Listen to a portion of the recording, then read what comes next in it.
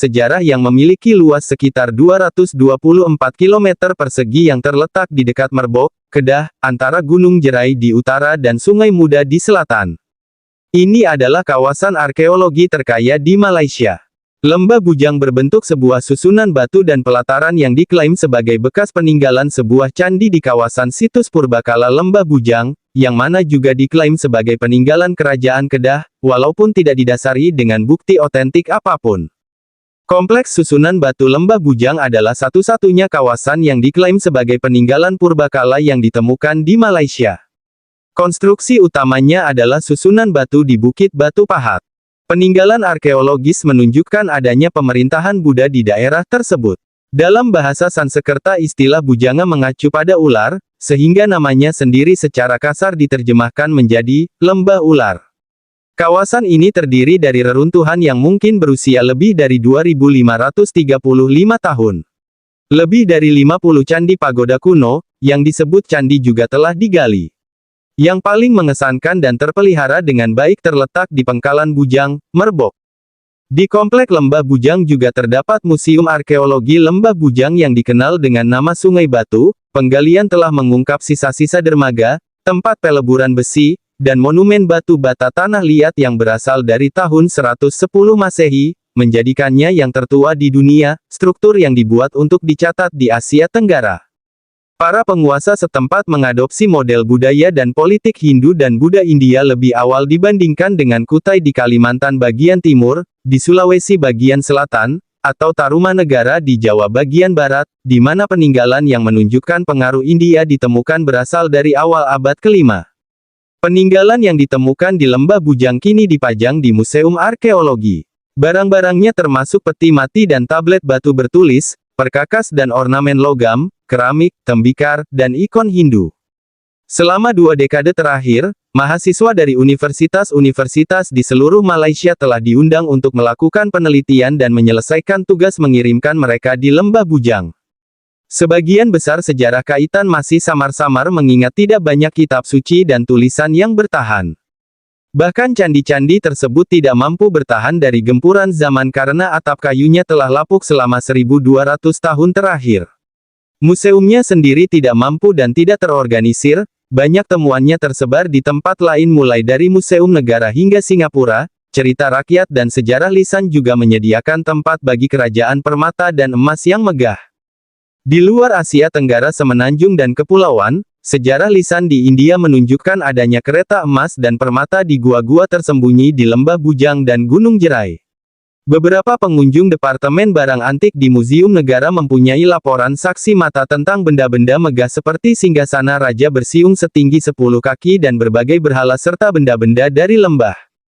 Pada tahun 2013, dilaporkan bahwa candi Hindu berusia 1200 tahun di lokasi tersebut, yang diidentifikasi sebagai Candi Nomor 11, telah dibongkar oleh pengembang lahan.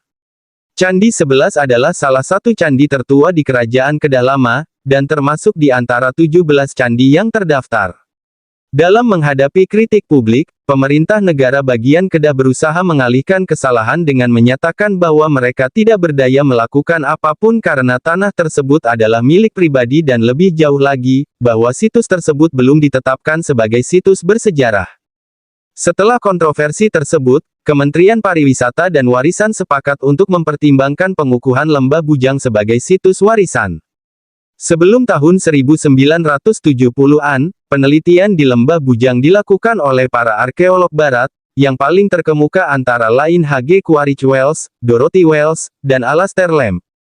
Setelah tahun 1970-an, para arkeolog lokal berusaha untuk melanjutkan penelitian, menginginkan dan merekonstruksi situs yang dilakukan oleh Universitas Nasional Malaysia dan Universitas Malaya, bekerja sama dengan Museum Nasional Malaysia. Arkeolog lokal paling terkemuka yang melakukan penelitian di Lembah Bujang adalah Nik Hasan Suhaimi Nik Abdul Rahman yang menulis dan menerbitkan banyak sekali buku dan artikel tentang topik ini. Ia memperkenalkan periodisasi sejarah Lembah Bujang serta teori yang menjelaskan tentang proses pribumisasi kebudayaan India yang membentuk tatanan sosial ekonomi pemerintahan. Arkeolog lokal lain yang memberikan kontribusi signifikan terhadap penelitian Lembah Bujang termasuk Leong Sao Heng, Mo Supian Sabtu, Kamarudin Zakaria, dan Zulkifli Jafar. Setelah tahun 2008, Pusat Penelitian Arkeologi Global CGAR, dari Universitas Sains Malaysia, dipimpin oleh Moh Mokhtar Saidin menjelajahi kompleks arkeologi baru yang mengungkap lusinan situs baru, yang konon berasal dari tahun 2 Masehi. Sejarah Lembah Bujang. Claudius Ptolemaios, dikenal dalam bahasa Inggris sebagai Ptolemy, adalah seorang ahli geografi, astronom, dan astrolog Yunani yang telah menulis tentang Golden Chersones, yang menunjukkan bahwa perdagangan dengan India dan Tiongkok telah ada sejak zaman abad pertama Masehi. Pada awal abad pertama Masehi, Asia Tenggara merupakan tempat jaringan negara kota pesisir, yang pusatnya adalah kerajaan kuno Khmer Funan di wilayah selatan yang sekarang disebut Vietnam.